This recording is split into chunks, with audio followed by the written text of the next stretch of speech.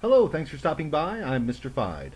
I am not a mental health professional, just a guy speaking his own opinion while trying to examine the processes of Scientology through the lens of Margaret Singer's Cults in Our Midst.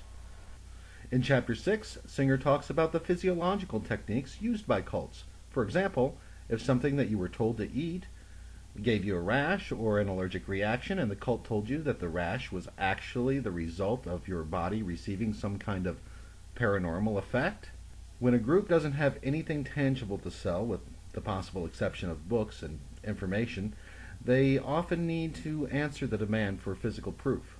Scientologists, when asked for proof, at least in my experience, refuse. And in the dissemination materials we discussed in the last chapter, Hubbard strongly urged that strong claims such as the space opera not be made to the Ladies' Aid Society.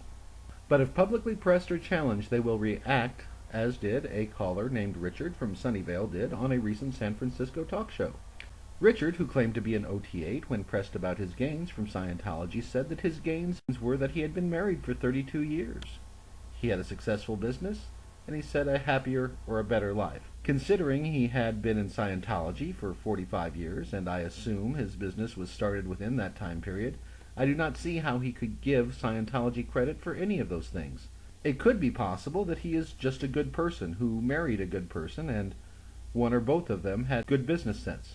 However, I do have to believe that Richard is a liar. Richard claimed to be an OT8.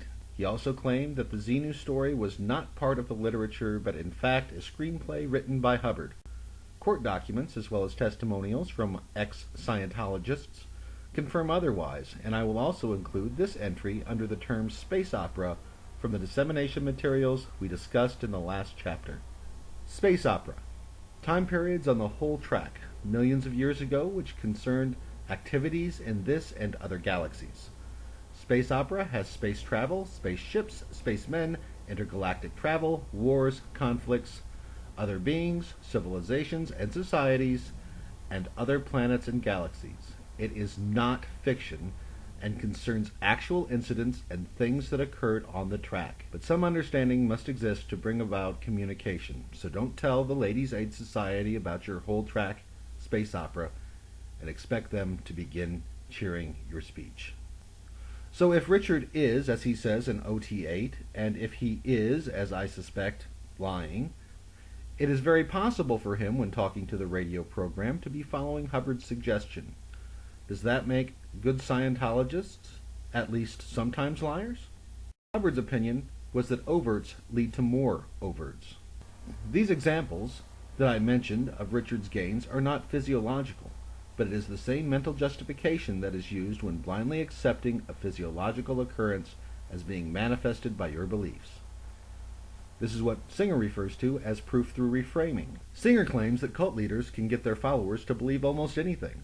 And although there are different processes to get people to believe different things, the most common are the following two. The first is getting followers to engage in planned experiences and exercises that have predictable results, and interpreting the responses in ways favorable to the leadership's interests.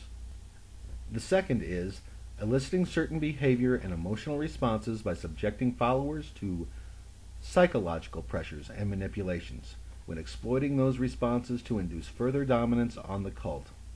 And we will be discussing that in Chapter 7. An example of this could be telling people that if they do not discover information on a gradient, they could become sick and even die. I don't have many examples of this first type of control being used in Scientology that I can flash up on the screen, so I will quickly try to go through the ones Singer mentions, so you will at least be able to try to understand how beliefs in physiological responses can be manipulated. The first she mentions is hyperventilation.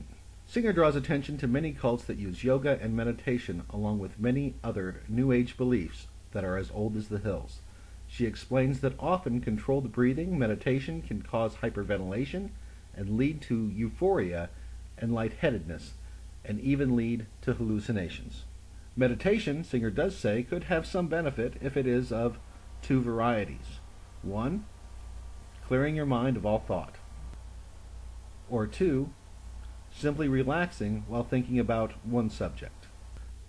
She strongly discourages chanting and repetitive movements such as swaying back and forth, styles of meditation. She also warns of groups that use spinning and drumming music in the background. Change in diet, sleep, and stress.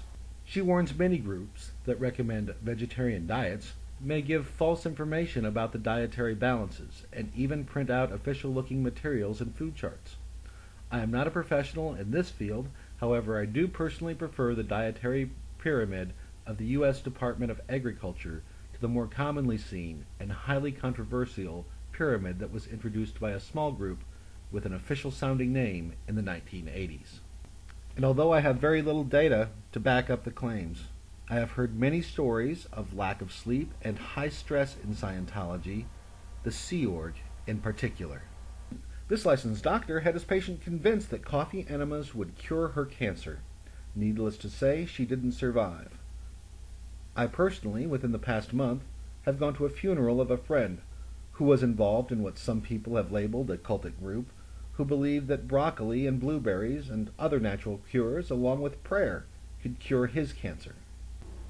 My understanding of traditional Western medicine, of which I have not been trained in, suggests that the sauna treatments commonly used by Narconon have little, if any, long-lasting effects, but please don't take my word for it. Consult a specialist. Even here on YouTube I have seen a channel called the Scientology TV show. Marlene Rose Coates, who said she was an artist, and she believed that handling art supplies was detrimental to her health. They may have been. I have no idea what kind of art she was creating. She claimed she was losing memory and developed poor circulation, heard about the purification program, and says that it takes the toxins out of her body. Her claim was that she saw colors brighter and that her memory is now fine, and that her circulation has improved. I do not know what kind of problems specifically she had prior to the process. I do know that she offered no tests of before and after the process to compare. She simply offered a testimonial for the program. She also mentions that she had been a Scientology auditor for at least 5 years. Body manipulations. Pressing on eyes and ears. Some cults have used the simple-to-detect chicanery of pressing on the closed eyelids of an individual until he sees floating colors and refer to this as seeing divine lights. Similar effects with hearing can also be accomplished by pressing on the ears. And one of the more disturbing practices, here pictured in its extreme, is the use of stress positions in Abu Ghraib prison in Iraq. Sometimes, if a pain is introduced by the practitioner sticking his elbow into the subject's hip, the subject is told that it is a remnant of pain prior in life or prior in lives, and causing the subject to curl up into a fetal position, the subject may be told that he is reliving pain from his mother in pre-childbirth. But images of events this heinous have embarrassed not only the U.S. government, but also its citizens, and the offending parties were court-martialed. And finishing up, I would like to talk about a form of touch assist by Scientology. I do not claim to have full understanding of Scientology's touch assist. However, I understand that it is used to treat stubbed toes and scraped knees and various forms of accidents and illnesses. The idea, as I understand it, is to touch the injured part of the body until it does not hurt any longer with one finger, not two, or even the object that caused the pain. For example, if you bump your head on the cupboard door, I am told that you continue to tap your head on the door until it stops hurting. That is the way that I understand it, and please correct me in the comments if I am mistaken. This not only relieves the pain, but prevents the memory of that pain in future lives. Although I cannot attest to past or future lives, if we have either, when stubbing my toe or bumping my head, I do not ever recall the pain lasting for more than just a few seconds. If this assist is taking credit for the relief of pain, I do not know how to test that claim, because there is no way I know of to determine how long the pain would have lasted prior to the touch assist. So I will defer to comments made by professional skeptic James Randi. Giving out only finger pointing and touching, to a Scientologist, this may be believed to be a huge boon, but to the rest of us, it's L. Ron Hubbard at his woo-woo best. It is devising magical gestures that are supposed to bring out the miracles. And at that, we're out of time, so let me just say, I'm Mr. Fide.